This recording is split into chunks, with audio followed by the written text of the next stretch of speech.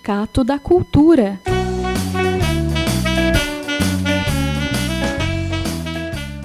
Arte e cultura no Vale do Paraíba.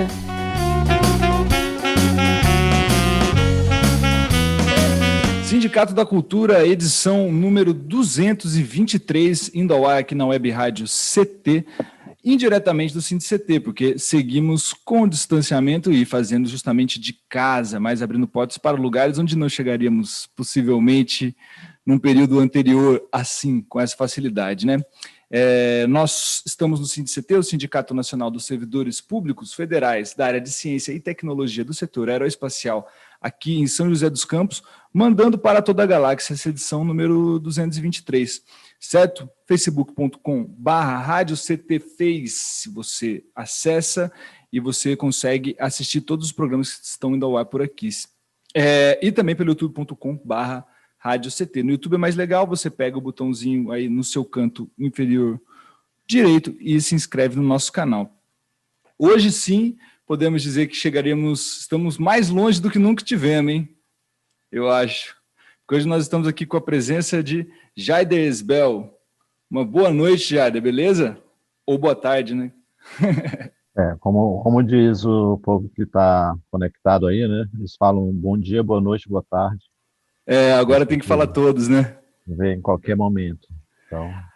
Até porque, o que é mais curioso, nesse exato momento em que estamos gravando este programa, eu estou de noite e você ainda está de tarde, né? Exatamente. Estamos aqui no final da tarde, o sol está se pondo ainda ali. Onde você está, Jaider? Conta para o nosso ouvinte, nossa ouvinta. Eu estou falando com vocês aqui das margens do Rio Branco, né? Que é o rio que corta a cidade de Boa Vista, capital do estado de Roraima. Estou voltando para casa hoje, depois de uma temporada trabalhando aí de Minas Gerais até o Centro-Oeste, por ali pela região do Cerrado? Chapada dos Veadeiros, exatamente. Né? Tive um tempo ali em Alto Paraíso e fui também conhecer e me solidarizar também ali com o pessoal da Chapada, aliás, da Aldeia Multiétnica, né? Que é um projeto muito legal, que acredito que cada vez mais os brasileiros precisam conhecer, né? Aldeia Multiétnica? Essa iniciativa muito bacana, chamada Aldeia Multiétnica. Que legal. E você foi convidado para esse evento? Como é que foi essa história aí?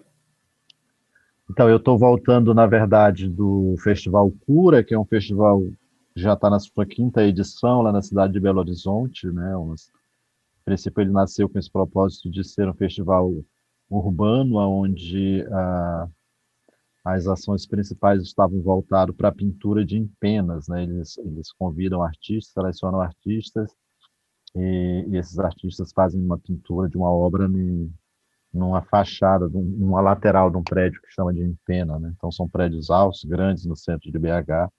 Que saudade de lá! E isso tem transformado a cena da cidade, né? Paulatinamente vai aparecendo a cada ano novas pinturas e a cidade vai se tornando uma galeria a céu aberto. Acho que uma das iniciativas mais interessantes aqui na América Latina é essa da cidade de BH, né? Então, esse ano eu fui convidado para fazer uma instalação também inédita no meu trabalho, que era... A minha proposta foi construir duas obras que se formavam uma, né? Que é uma instalação chamada Entidades, onde 2 cobras grandes de 17 metros cada uma, sendo infláveis, sendo material inflável. Elas são instaladas no viaduto Santa Teresa, exatamente, que é um cartão postal da cidade. Quem nunca subiu lá em cima uma vez na vida? Eu fiquei sabendo dessas histórias lá do lugar, né? Que grandes poetas aí consagrados também, na sua juventude, usavam aquele ponto como um ponto de performance e de interação, né, com o mundo criativo. Que massa. Jaider, posso só aproveitar que a gente chegou nesse tema, assim? É porque aqui a entrevista a gente faz um caminho, mas no fim das contas ela sempre vira outro. Mas sabe o que eu acho legal? Para mim, essa foi uma das coisas mais bonitas que eu vi esse ano. E eu eu morei muitos anos em BH, mas não fui ver presencialmente. E eu acompanho você nas redes sociais, vejo que você sempre está por aí trabalhando, a gente vai falar um pouco disso. E aí, quando eu vi, eu falei, nossa, que negócio bonito que fizeram. Aí eu fui ver, era sua a obra. Eu falei, pô, eu conheço o Jaider, velho, lá de Caçapava. E a gente fez reconectou essa Legal. ponte. Para o nosso ouvinte ter uma noção, tem um videozinho do Cura que mostra a instalação. Vamos mostrar um trechinho dele aqui, Jaider? Pode? Vamos lá. Vamos lá. Então, vou preparar aqui o vídeo para nós do Cura 2020 e da obra de Jaider Esbel, Entidade. Se liga só, meu amiguinho, minha amiguinha. Uma coisa sensacional, hein?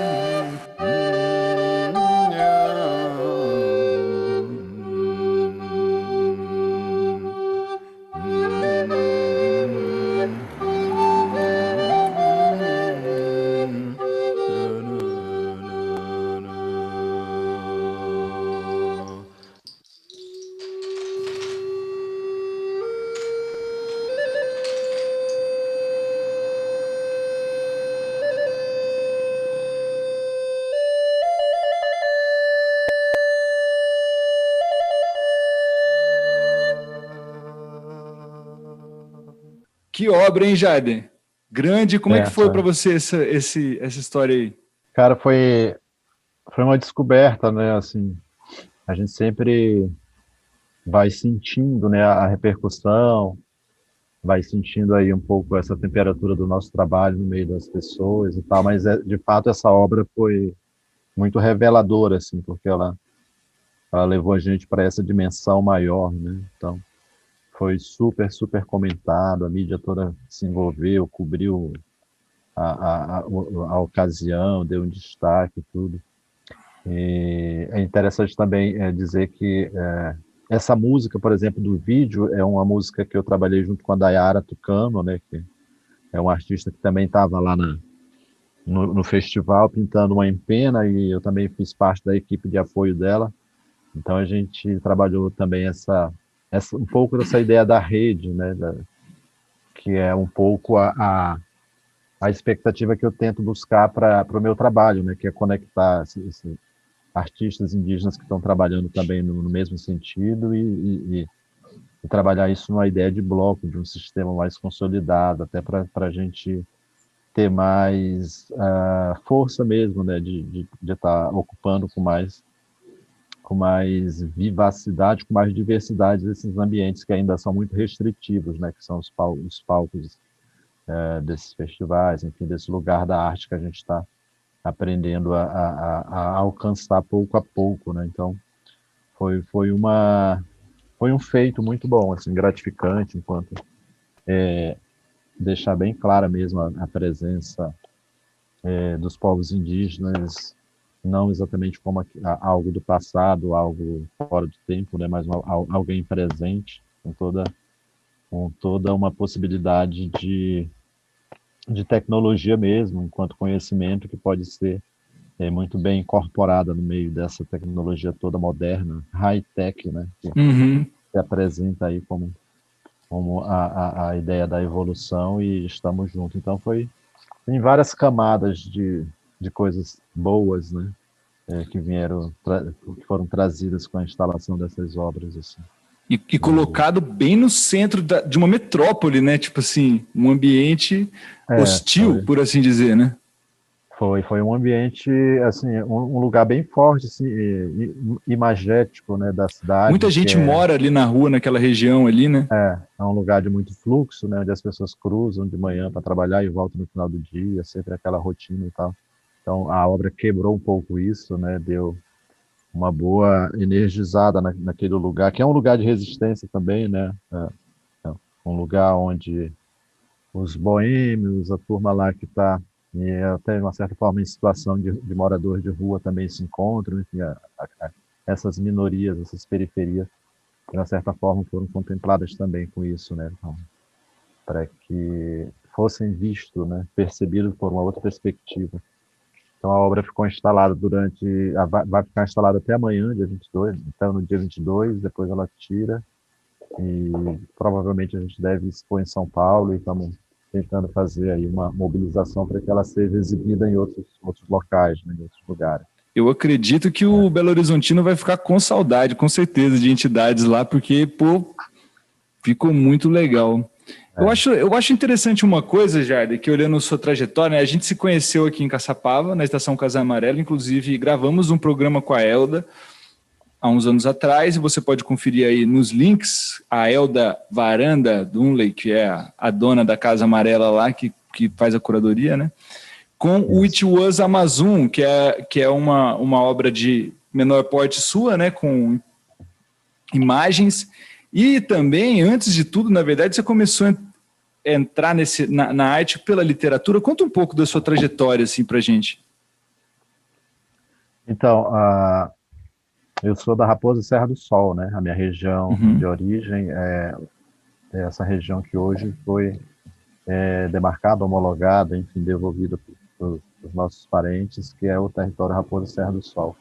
E esse território, ele historicamente vem marcado por muita disputa, né? Uma disputa muito violenta dos nossos povos contra o Estado, contra, enfim, todos os curiosos invasores, enfim, declarados e os disfarçados de parceiro, enfim, toda essa questão. Então eu cresci vivendo isso, né? Extremo Norte. Extremo Norte, já divisa com a Guiana, que antigamente era a Guiana inglesa. Então eu venho dessa região, né? De ver essas disputas muito de perto, sentir mesmo o efeito da violência, né? E aí acaba que eu cresço com essa indignação, né? De ver essa violência tão injusta, tão desigual, sobre os nossos povos e uma questão que nunca passou, embora tenha aparentemente atenuado, o conflito nunca cessou, mesmo agora, depois de homologado, ainda existem esforços para que a gente se fragilize e acaba aceitando a presença do Estado com todas as suas artimanhas como algo inevitável, né? Então eu fui mandado para a escola também, né, para poder falar o português, enfim, criar uma trajetória. A sua etnia é Macuxi, certo? Isso, sou do povo Macuxi. E aí, nesse meio tempo, na escola e também escutando as narrativas mitológicas, né, da origem do nosso mundo, aí fui somando essas forças, né, essa capacidade de pensar, essa sensação, não é exatamente uma sensação, mas essa clareza em saber que você vem de um lugar, que você tem um povo, que tem uma língua, que tem uma história, uma cosmovisão, que tem toda uma completude de mundo, e ao mesmo tempo você está sendo envolvido em um outro mundo ao qual, de fato, você não pertence, mas... Há uma disputa grande aí, né? Que aparentemente é colocada em uma situação de que você, de repente, pode fazer parte, né? E uma das formas dessa ideologia, dessa ilusão, é pelo meio da educação, né? Se você se educar com a cultura brasileira, você vai se tornar um brasileiro. Mas existem muitas armadilhas nisso, enfim, eu fui entendendo disso muito tempo e fui buscando uma forma de ir me aproximando desse mundo não indígena, esse mundo branco, mas ao mesmo tempo permanecer muito firmemente e entrando também cada vez mais para esse mundo da minha própria origem, né? Então, mudei lá dessa região com 18 anos, tinha terminado o ensino médio, não tinha muita expectativa de continuar por lá, então mudei para a capital, já com essas ideias na cabeça, né, de arrumar um emprego, um trabalho, conseguir me estruturar. Em um determinado momento eu consegui fazer exatamente o que eu tinha vontade, que era falar desses assuntos, fazer essas denúncias com a arte, né, com essas habilidades adquiridas, enfim, com essa política, né? E aí foi depois já de estar morando um certo tempo na cidade, já ter feito casa, ter conseguido um bom trabalho, fiz um concurso federal, passei, comecei a trabalhar e tal.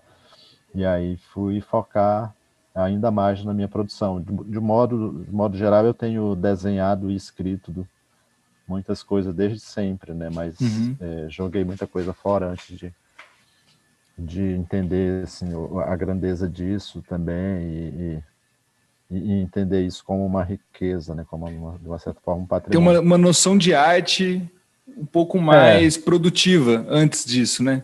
Quer dizer, depois... Exatamente. Assim, alguma coisa que fosse muito maior que eu e que pudesse conectar o mundo da coletividade, enfim, essa coisa do transmundo mesmo. Né? Pois é, isso que ficou na minha cabeça aqui quando você falou que se expandiu, né? Começou a entrar dentro da lógica branca e tal, mas também entrar ao mesmo tempo em um aprofundamento das próprias raízes, né? A arte no meio disso, assim, como que a gente disse aí que há uma disputa, né, ideológica e educacional nesse terreno, como que foi a arte, você andando nesses dois lados? Como é que você viu essas diferenciações? O que é arte lá, o que é arte aqui? Entende? Mais ou menos o que eu quero perguntar. Então, como eu falei, eu trabalhei a minha vida para seguir, digamos, duas linhas, né? Uma é uma vida normal, enfim. Eu estudei, fiz um concurso, sou um cidadão, tenho minhas responsabilidades, tá aqui e tal. E ao mesmo tempo trabalhando esse mundo paralelo, entre aspas, né? De estar buscando conhecer mais sobre a minha própria origem, trabalhando mais a questão das mitologias, conversando com os mais velhos, querendo entender minimamente o detalhe das coisas, né? Porque assim, a gente estava muito tempo fazendo guerra, né? O povo está em guerra e não tem tempo de cuidar da sua própria cultura também. Está em guerra, está na correria e tal.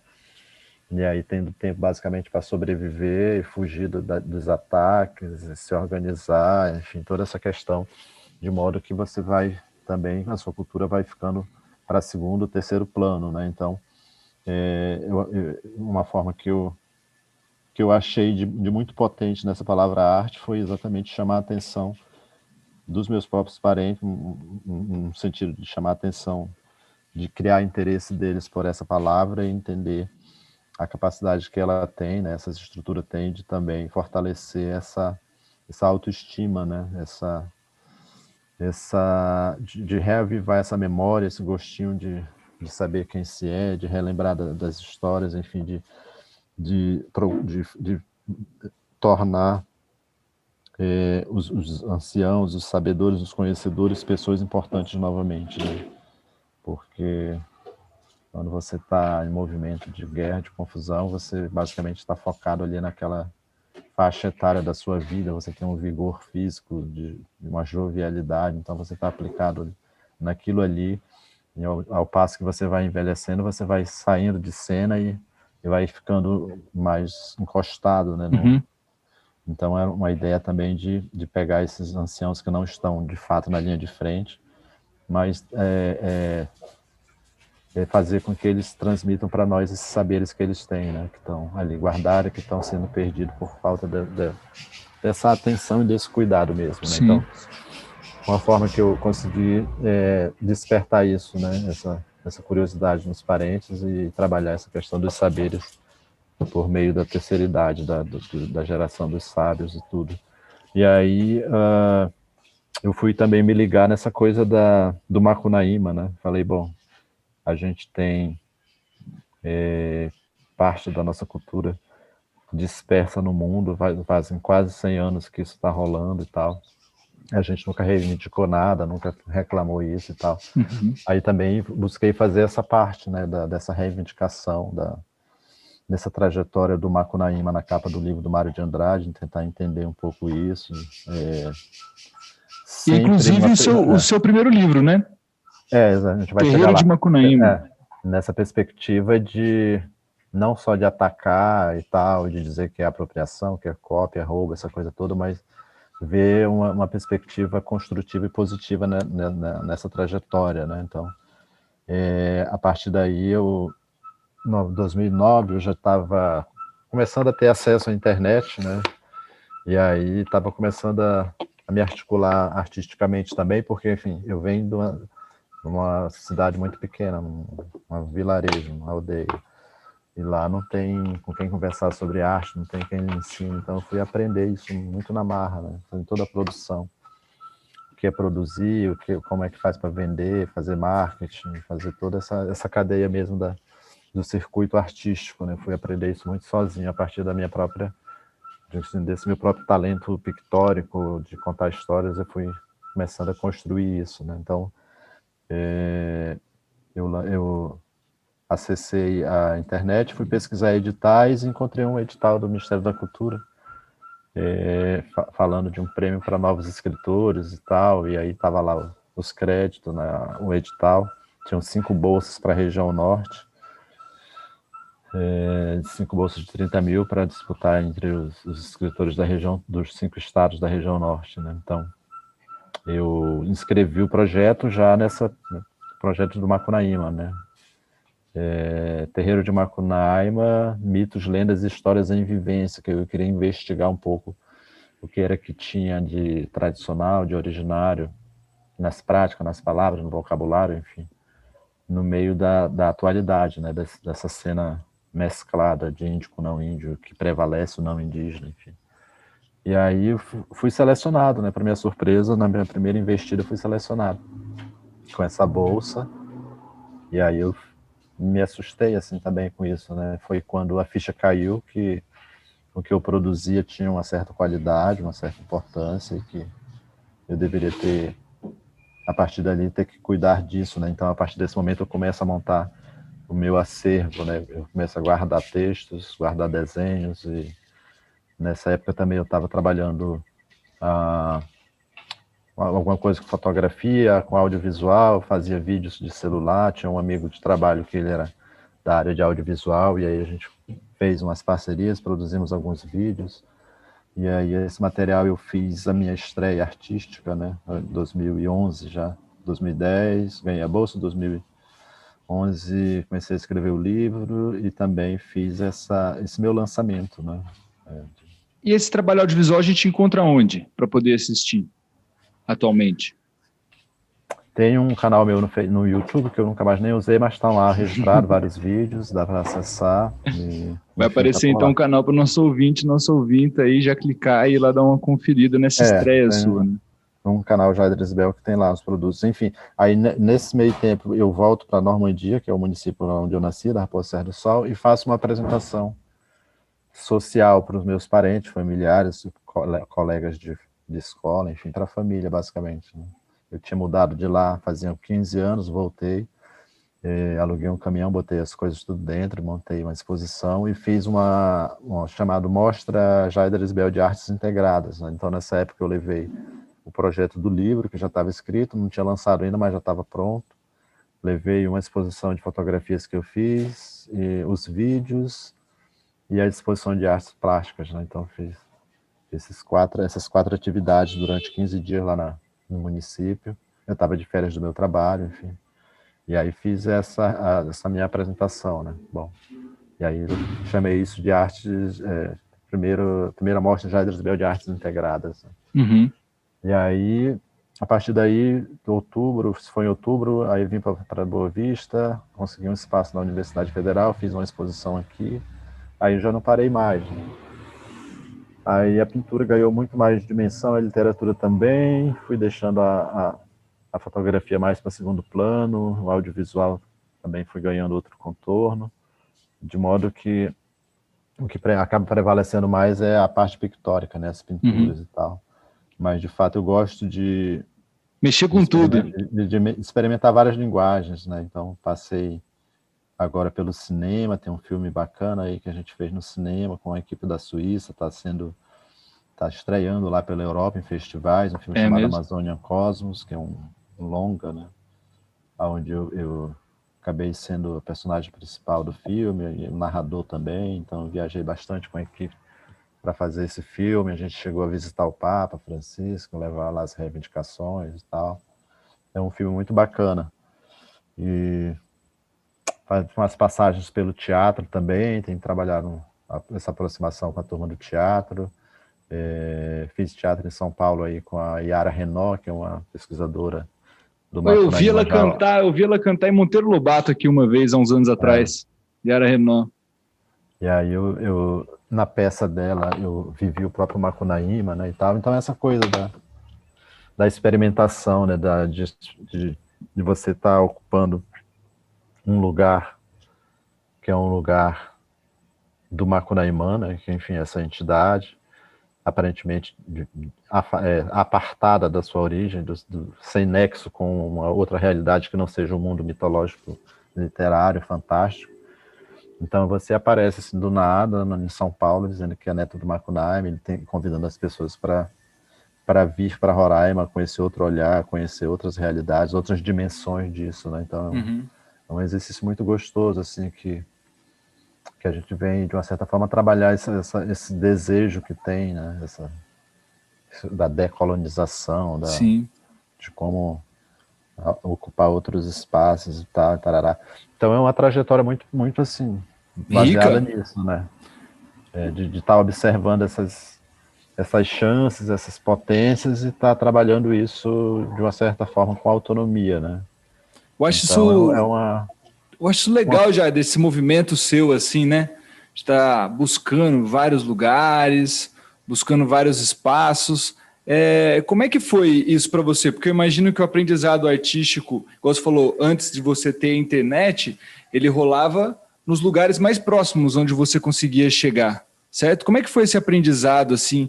E depois, para se tornar, por exemplo, essa pessoa que faz contato na internet e aí consegue se deslocar, como é que é essa vida de artista itinerante, assim, por assim dizer? Então, como eu te falei, eu venho fazendo, na minha cabeça, faço arte desde sempre, né? Porque eu tenho trabalhado a seguinte questão, assim, eu tenho entrado um pouco para esse campo teórico mesmo, né? A capacidade de produzir material crítico, teórico mesmo, epistemológico, para poder compor aí essa diversidade de leituras que são feitas basicamente de escritores brancos, pesquisadores que tentaram adentrar o nosso universo e produzir narrativas a partir disso, né? Então, é totalmente diferente quando eu entro em cena, sendo quem sou, sendo da origem que sou. Então, a perspectiva muda tudo, né? Então, eu tenho sentido isso também, trabalhado isso dentro da academia, né? Que é marcar fortemente essa presença e dizer, assim, com a clareza e com tranquilidade mesmo, de dizer que fica complicado a gente continuar levando as coisas como estavam sendo levadas, né? Fazendo vários eventos, reuniões, enfim, festivais com o nome do Macunaíma sem a nossa participação, sem a nossa presença, né? Então isso vem marcar muito essa coisa dessa atitude política, artística, né? E não é exatamente aquela política que engessa as coisas, né? Vou te processar por isso, não pode usar isso. Muito pelo contrário, é mais nesse sentido de vamos fazer isso junto, vamos tentar isso por aqui e tal, para ampliar esses horizontes e acolher mesmo essa necessidade, essa aparente necessidade que a sociedade não indígena tem de se aproximar dos nossos mundos, né? Como seria isso? É uma outra forma de tentar trazer essa turma para dentro, né? Que é diferente de uma invasão, de uma exploração descarada, né? A gente quer trabalhar essa abordagem mais do convite da interação.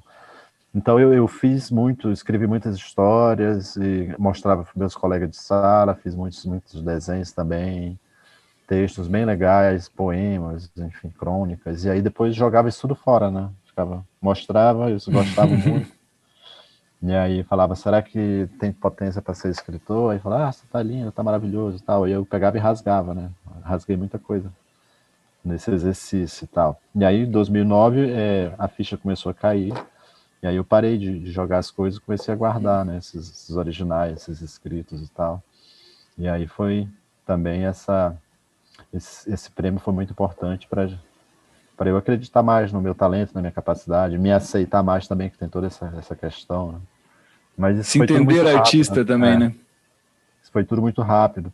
E aí eu já nasci artisticamente, profissionalmente falando, digamos assim, já com o Facebook, né? Estava no início do Facebook. Primeiro teve o Orkut, tá, mas nessa época eu não estava produzindo nada, não interagia artisticamente. Criei um perfil, mas depois se acabou, como tudo. Aí depois veio o Facebook, aí eu já estava produzindo, já tinha uma coleção.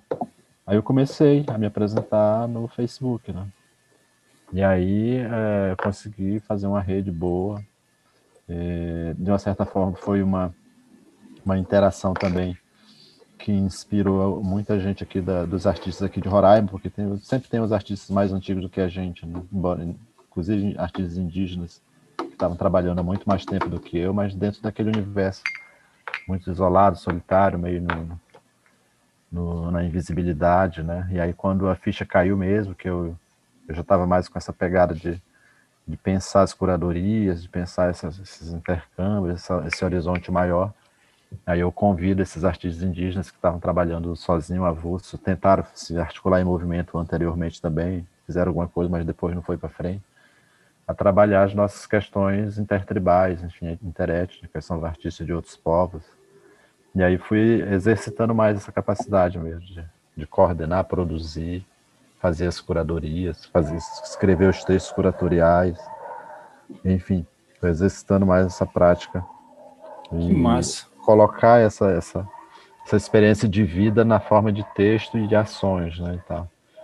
E aí fui me envolvendo cada vez mais. Aí em 2013 eu fui convidado para dar umas aulas nos Estados Unidos de antropologia e arte, aí já me desliguei do meu trabalho, né, pedi uma licença sem remuneração da empresa e fui embora para os Estados Unidos, fui passar 4 meses, fiquei 8 meses, e aí voltei para o Brasil, eu já não tive mais condição de voltar para o meu trabalho, e continuei pedindo a licença, e aí em 2016, nessas itinerâncias aí, nessas andanças, eu conheci o Canção Preto e a Caneta Posca, né, o material que eu fui experimentar, e aí construí a exposição, a coleção It Was Amazon, Era Uma Vez a Amazônia, foi um material muito forte que eu produzi assim numa velocidade muito rápida também, e aí fiz uma exposição aqui, aí vi que foi muito impactante, foi muito forte, e aí decidi que talvez fosse possível levar para mais pessoas do Brasil, então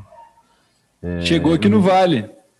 Me demiti dessa temporada, 2016 eu pedi minhas contas, falei que não queria mais um emprego, aí foi aquela loucura da família, dos amigos, enfim, tá louco, tá ficando doido, tá? Todo tão... Um clássico. Um cara concursado, o melhor emprego que todo mundo quer e tudo. Aí tentaram me desestimular, mas aí eu já estava decidido, né? Porque isso já era uma estratégia de vida, né? Eu nunca deixei essa ilusão como é que chama, como é que as pessoas falam quando estão atrás da estabilidade, né? Uma estabilidade. Eu nunca deixei esse mito da estabilidade me pegar e me tirar do foco, né? Então eu sempre estava ali trabalhando essa estrutura para uma hora me desligar do sistema e focar só na carreira mesmo, né? Isso também tem a ver com a ciência, né? Eu fiz uma graduação de geografia e tentei fazer um mestrado.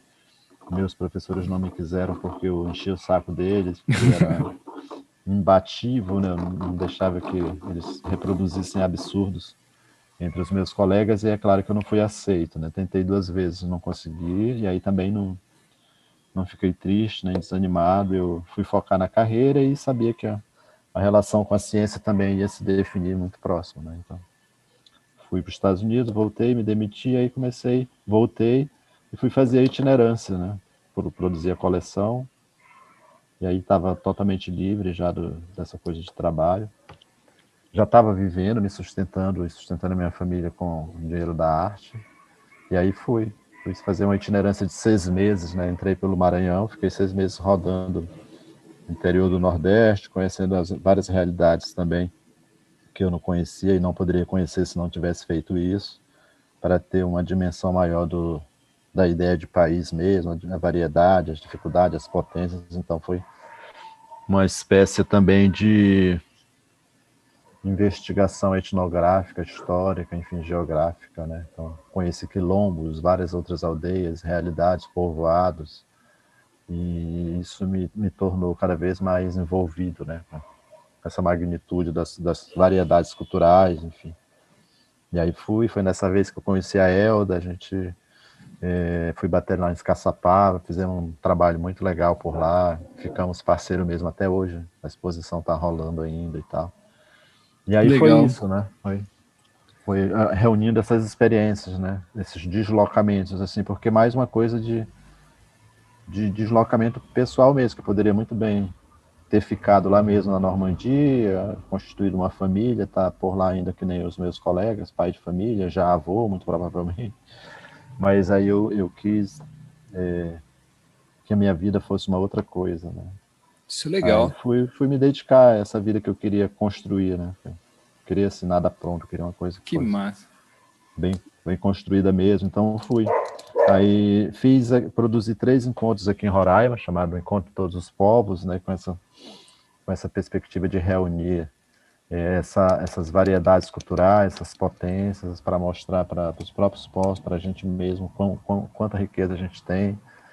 E aí fiz essa articulação com a Universidade Federal e com algumas empresas parceiras, particulares, para fazer essa experimentação, né? Fizemos 3 edições do evento, foi muito bom, mas e aí estava caminhando para uma coisa muito comum de assistencialismo, uma coisa meio que eu não queria também muito esse formato, e aí acabou que a gente parou para ver o que continuava fazendo, e aí nesse meio tempo eu abri o meu estúdio e chamei de Galeria Jair Bel de Arte Indígena Contemporânea, né? E Aí em comecei a Roraima. trabalhar aqui em Roraima, onde eu estou agora. Que aí eu produzo, vendo meu material, compro obras de outros artistas, recebo eles aqui, a gente faz eventos, faz essa parte de divulgação, encaminhar eles para os pesquisadores, para os clientes, fazendo essa ponte também, né?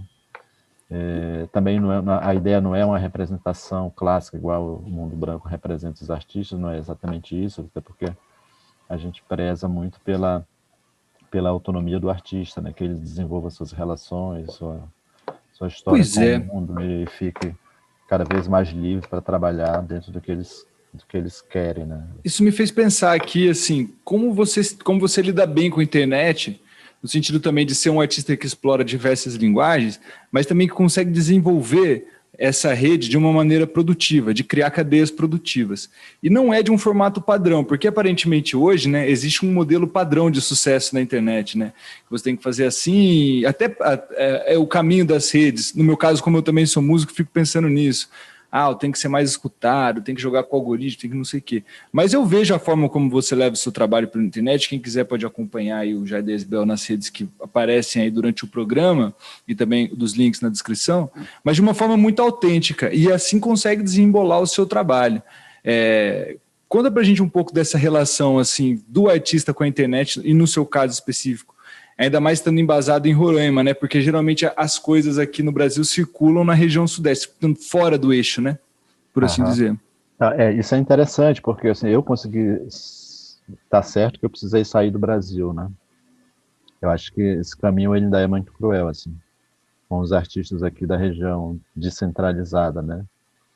Se você não vai para o Rio ou São Paulo, você não acontece. E no meu caso, eu acho que, pensando bem, acho que a gente acaba, de uma certa forma, fazendo alguma coisa diferente desse percurso, né? Que é exatamente trabalhar.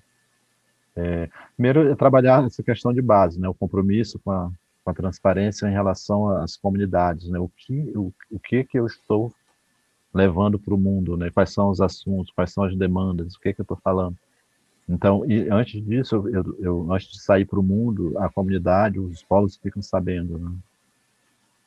Tipo assim, vamos trabalhar isso, nossa realidade, nossa cultura, tarará. Então, a internet acaba sendo um álibi para mim, um lugar de transparência, né? Um lugar onde eu coloco as coisas lá para todo mundo ver, compreender, criar curiosidade, até mesmo para questionar.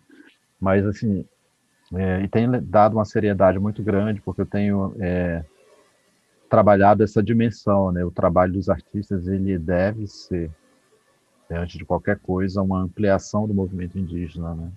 Porque o movimento indígena, propriamente dito, ele tem uma trajetória aqui no país, mas ele alcança até uma determinada esfera e a partir dali não evolui mais, né? Se você não arrumar um jeito de furar esse cerco que já está engessado, já está muito explorado, você não leva as dimensões dos povos indígenas para outra parcela da sociedade. Então, e aí qual o caminho seria esse? Que não é exatamente a política pura, a política de resistência, a política de embate, né? Então, a única coisa que sobrou para a gente, porque até a política partidária a gente já experimentou, é o caminho das artes mesmo, né? Da cultura, enfim, dessas coisas que a gente ainda precisa se utilizar desses trampolim, dessas palavras, que ainda não são totalmente completas para nós, mas que elas servem para levar a gente para esse lugar. a entender que nós temos um sistema próprio, né? Que eu estava querendo chegar nesse campo do sistema. Dizer que os artistas, os indígenas sempre tiveram intimamente ligado com a ideia de arte, embora com outra palavra, não exatamente com essa palavra arte, mas com as Existe práticas. uma palavra específica para esse tipo de manifestação dentro do dialeto ou da língua na qual vocês falam? Pois é, existe a Nasceru, por exemplo, a nossa cultura, né? A ideia de cultura envolve várias práticas, danças, ritos, enfim, mas não existe uma palavra específica assim para a palavra arte, né? Então, acaba que a arte ela vem de uma certa forma muito linkada com as práticas de vida, ela não se dissocia, ela não chega a ser moldurada e colocada produto, na né? parede. Exatamente. Então, se você faz uma canoa, você faz ela bem feita, uma canoa que não afunda, que não fica perdida no rio. Então é um esmero, né? Essa E capacidade. bonita ainda. Esteticamente bonita, funcional, leve, prática, resistente. Então todas as qualidades que ela precisa ser para ser uma boa canoa, um estado da arte, né? Com várias práticas assim, milenares, dicas, conhecimentos que são repassados nas práticas e que são colocados nesse campo, né? Do primor, da qualidade das coisas, né? E assim você leva isso para todas as áreas, né? Para as rezas, conhecimento sobre as plantas e tal, os utensílios, as panelas de Sons, barro, tudo que dança. você faz. Tem um propósito maior, está conectado com outras coisas e tal, e não tem aquele sentido meramente,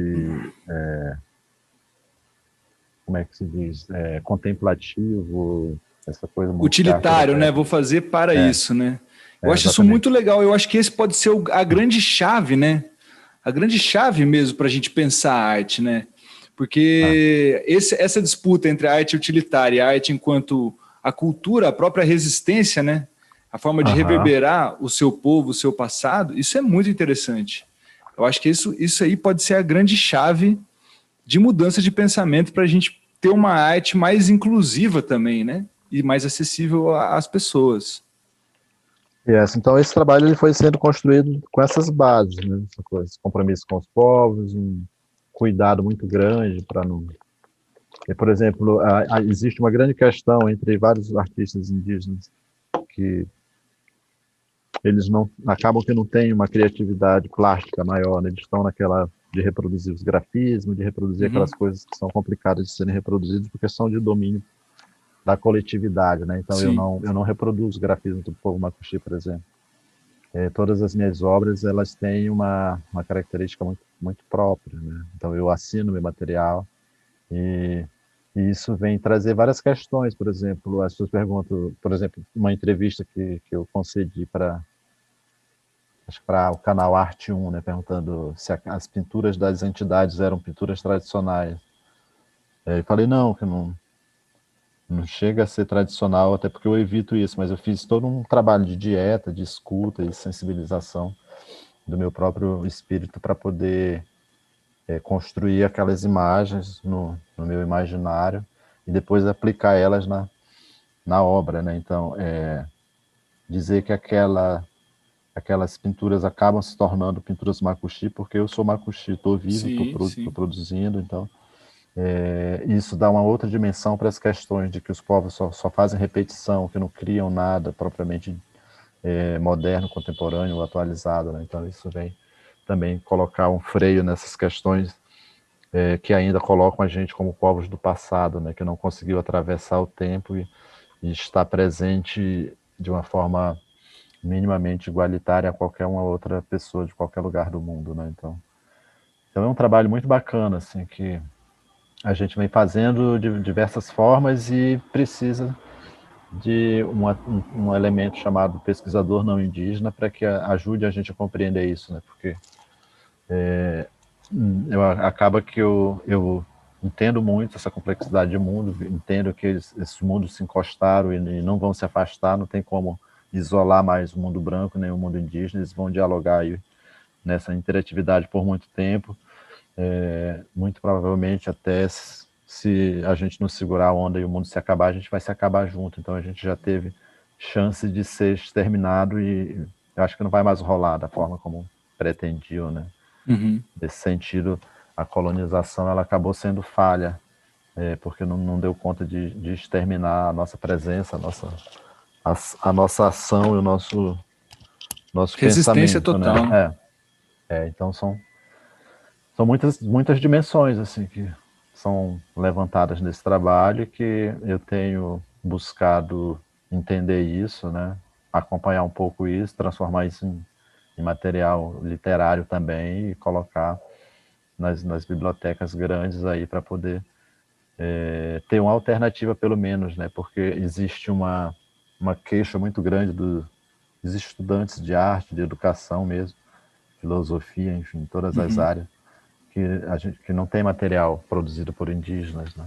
Então a gente está tentando fazer essa produção de material, né? Um material atualizado, um material desafiador também, porque basicamente a gente está trabalhando para as próximas gerações, a nossa geração nem pode mais usufruir disso, né? Quem vai usufruir talvez sejam as pessoas que virão, então a gente tem que adaptar todo o nosso esforço para tentar imaginar como vai ser o mundo daqui a 10, 20 anos, para que a gente nosso trabalho também não fique defasado, né? Então, ampliar as frentes de resistência também, né? Não só na arte, mas também na academia, em algo mais formal, né? então até mesmo nas políticas.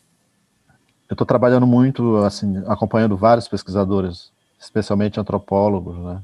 Da área de artes também, essa nova geração de pesquisadores que também já não querem mais ficar reproduzindo, sei lá, esses antropólogos clássicos, franceses, tá, blá, blá, blá, e querem mergulhar por outros caminhos e tal. Então eu tenho conseguido trabalhar com universidades, a gente está com um processo na UFMG, inclusive, para conseguir um título de notório saber, né, que é um título equivalente a doutor e que vai me permitir colaborar com as pesquisas de uma forma mais oficial, né, de uma forma mais segura, mais dentro mesmo tem que da coisa. oficializar o saber oral, né, dentro da academia, esse é o problema, né? Então, vem um pouco essa questão a minha com a própria academia, né, de não ter ficado bolado porque não consegui fazer o mestrado, mas sabia que num determinado momento esses mestrado e doutorado viriam chegar até em mim, né? E hoje estão chegando vários cursos e tal, não sei o que, tem uma vaga para ti e tal. Eu digo, não, eu não estou afim de vaga nenhuma, não tenho saco para isso, mas a galera quer, né? Tem muita gente que precisa estudar, os estudantes indígenas. Então, eu digo, eu não vou fazer academia, mas façam, né? No meu caso é um caso muito específico. E aí a universidade resolveu abrir esse processo para me conceder esse título para poder facilitar a vida também, né, para eles, claro. Então são várias modalidades de coisas inéditas que a gente está fazendo e que abre um campo maior, abre precedentes, né, para essa juventude aí que está vindo com muita vontade, outros também nem com tanta vontade assim, muito preocupado com o futuro, sobre não tem como condição de viver na comunidade, nem na cidade, o que é que se vai fazer, né? Então tem que apresentar aí várias alternativas para essa turma. E as artes têm ajudado muito nessa abertura de mundos, conectando novas pessoas e tal. De forma que esse trabalho ele acaba sendo, sei lá, 50% arte propriamente dita e 50% política, né? Que é uma política diferenciada, uma política mais estratégica, uma política que vem no campo elaborando sensível. aí, das sensibilidades, das afetividades, né? Então, você tem que conversar muito com as pessoas, ouvir, fazer com que eles te ouçam e tal, tentando nivelar esses terrenos aí das grandes prepotências, né? A academia ainda é muito prepotente, então ainda olha muito de cima pra gente. E a gente está fazendo várias performances malabarísticas para poder ficar mais atrativo para essa turma toda, né? Mas de fato, eu não tenho do que reclamar. O meu trabalho tem crescido, tem inspirado muita gente, tem conectado, encorajado muitos artistas a se assumirem mesmo artistas e falar abertamente sobre isso, porque tem toda uma questão de autoestima, né, e tal. Então, as pessoas têm se encorajado mais a se identificar, né? A questão da identificação é forte, né, cara? E colocar o talento à disposição do movimento mesmo, né? Que não tem como a gente estar trabalhando as nossas carreiras individuais. A gente não quer ficar nessa onda de de virar estrela sozinha, repetir um pouco esse padrão do mundo branco e tal, de forma que a arte, o esmero dela, o fator principal não é nem o desenho em si, mas é essa complexidade de razões de ser, né? Para que a gente acaba se expondo a nossa vida, expondo ainda mais os parentes e tal, que já vem de um histórico de sofrimento, mas é porque muita gente aqui no Brasil, especialmente, de fato, não sabe que ainda existem povos indígenas, ou quando sabem que eles existem e encontram eles com o celular na mão ou andando de carro, não querem aceitar que sejam indígenas, porque acha que se não está mais andando pelado, não é mais indígenas, e na verdade isso não tem nada a ver com a realidade, né? Então, é um trabalho muito, muito interessante, assim. Um país de preconceitos severos vivemos. Quando não é o preconceito mesmo, é a maldade mesmo, né? De não fazer vistas grossas para essas coisas e não deixar que as populações também façam parte do mundo. Isso não acontece muito, por exemplo, as universidades várias universidades acolhendo indígenas, e aí vem a turma lá dos brancos lá criticar, humilhar os índios e tal, fazer todo um trabalho contrário ao que a gente está construindo, que é fazer com que essas pessoas se conectem com o mundo, contribuam com esse mundo, não deixem de ser quem são e, ao mesmo tempo, se sintam mais fortalecidos, né, nesse palco desafiador que é o amanhã para todos nós, né? Não exatamente só para indígenas, mas para que a gente consiga, de fato, construir um mundo viável para ambas as partes e onde a natureza seja, de fato, a razão maior da nossa existência, porque, enquanto indígena e observador, eu também não posso deixar de levantar essas questões, né, que tem vários povos indígenas e todo dia a gente é convidado a esquecer a nossa essência, né, que é defender a natureza. A gente acaba sendo tentado a levar uma vida capitalista nessa onda de qualidade de vida que os brancos têm e tal, e começa, sei lá, explorar madeira desenfreada, vender, fazer negócios complicados com arrozeiro, com essa galera toda, arrendamento de terra, abrir para garimpo. Então são questões que são desafios para nós também, né? A nossa arte ela tem que estar muito bem alinhada com essa questão do sagrado. A terra é sagrada, o minério está lá, é sagrado, não é exatamente um recurso capitalista, não é um bem material a ser explorado. Então, por mais que isso aparentemente traga qualidade de vida, na verdade, no final das contas, traz muita destruição, né? Muita morte, esvaziamento do mundo espiritual em relação a nós, e vamos ficando cada vez mais soltos no universo, avulso mesmo, né? Como se fosse algo que não tem mais conexão com o cosmos. Vira alguma matéria... Se afasta da natureza, né? O ser humano se aparta dela, né? Como se ela... desliga e fica avulso mesmo, né? A deriva, sem conexão, sem saber de onde veio, para onde vai, fica matéria aí para qualquer um pegar e usar como bem entende, né? Então são um trabalho muito especial, assim, muito delicado. Que legal. Jaider, eu gostaria de agradecer muito a sua presença. Hoje a gente vai caminhando aqui para o final do programa. Essa edição 223 do Sindicato da Cultura é papo para mais de metro, né? Porque tem várias cosmovisões, cara. Eu adoro essa palavra, aprendi ela com um amigo meu e sempre fico pensando muito sobre ela, né? A visão não só do mundo, mas também do interior, uma visão espiritual. Isso eu acho muito legal de ouvir, de escutar. Gostaria também de parabenizar o seu trabalho aí, esse modo que você encontrou de circular pelas redes e fora dela, para mim é muito massa, muito legal, e principalmente a sua disposição de vir aqui falar e dividir essa trajetória e os trabalhos também com a gente. Muito obrigado. Como é que a gente faz para ver seu trabalho também? Depois você diz para a gente.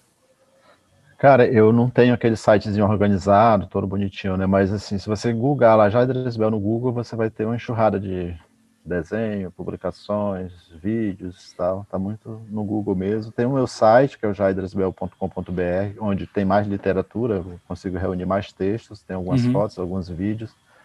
Mas, de fato, eu ainda não me organizei, assim, toda a minha produção. Talvez eu nunca nem organize isso. Tá no mundo. Tá no mundo, né? Tá muito trabalho. Mas é um trabalho que tem uma característica muito marcante, muito própria, né? E a própria internet, ela faz esse link, né, da tua produção com Então ela acaba, tudo que sai nas mídias fica armazenado ali, dá para rastrear, dá para fazer uma boa... São uns bons tempos ali vendo as coisas, né? Então, eu sempre trabalhei muito com a mídia também, né? Foi uns parceiros que eu consegui construir, que é esse diálogo mais franco, mais leve com a própria mídia, né?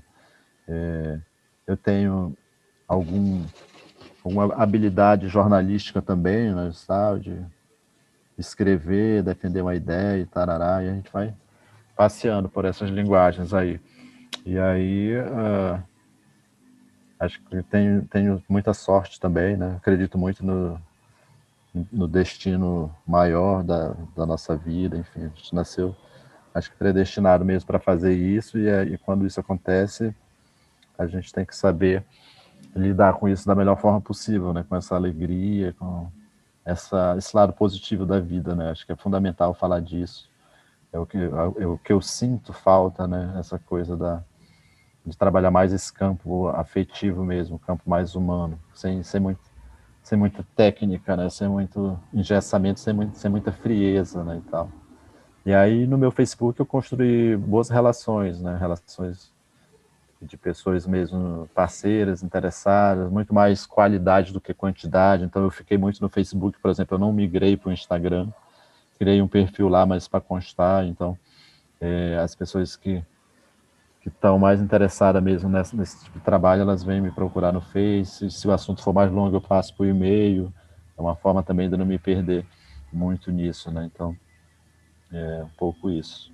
Então entre em contato com o Jardins Bel exatamente pelo Facebook e as outras redes aí também, né? Que aparece aí, mas sobretudo no Facebook é o contato principal, né, Jardim?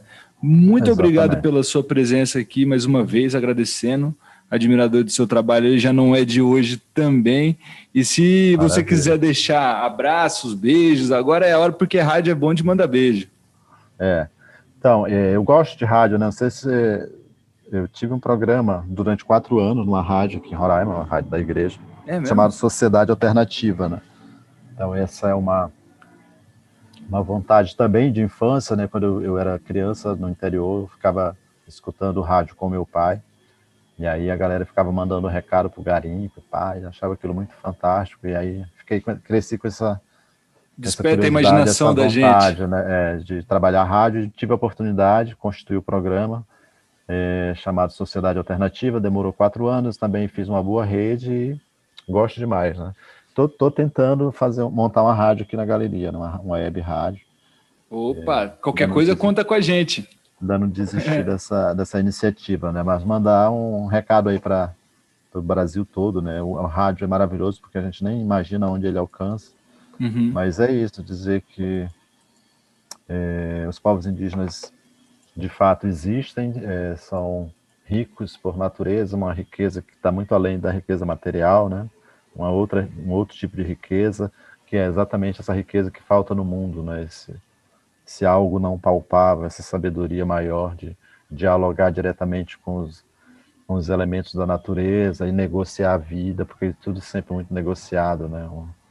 Uma vida muito conversada, muito partilhada mesmo. Então, é isso, tem um universo de artistas indígenas que estão aí construindo suas trajetórias. Teremos exposição nos principais palcos de São Paulo também, com curadoria nossa, onde a gente começa a apresentar aí outros artistas para compor essa diversidade, partilhando esse palco aí que vem aparecendo na nossa frente e trabalhando essa interatividade, né? E dizer que esse trabalho só vai funcionar mesmo se o outro lado, que na verdade é o mesmo lado de nós, que é a nossa parte da nossa sociedade branca, aceitar isso, né? Acolher, conversar sobre isso, tentar entender minimamente essa sutileza de saber que está aí ainda sendo muito pouco, ainda pouco a pouco sendo mostrada, né? Então a gente primeiro mostra um desenho, mas depois do desenho vem outra história, vem outra dimensão, mas o desenho de fato é uma boa armadilha ainda para capturar. A arte reverbera, né? Toda essa ancestralidade, né? Com certeza. Então, é isso. Sou aqui de Roraima, tenho aqui um lugar, posso receber também. Se tiver curiosidade de vir por aqui, estamos por aqui. Porque eu quero, hein? Ah, eu ainda vou Tem riscar mesmo. muito esse asfalto aí, você vai ver só. Beleza. Jader, Então, muito obrigado parabéns mais aí. uma vez. Obrigado. Obrigado ao nosso ouvinte, a nossa ouvinte que acompanhou esse programa hoje com o Jader Esbel. Conheço o trabalho dele, a história você já conhece agora. Papo massa demais para a gente refletir e conhecer também mais sobre arte indígena contemporânea aqui na Web Rádio CT, meu amiguinho e minha amiguinha, certo? Lembrando que nossas redes estão aí para você acessar, você se inscreve, compartilha, manda pro boy, manda pra boyzinha e é isso daí. Um beijo, então, uma beijo e até terça-feira que vem. Tchau, tchau. Você ouviu Sindicato da Cultura, um programa da Web Rádio CT, do Sindicato de Ciência e Tecnologia INPE, CTA e CEMADEM.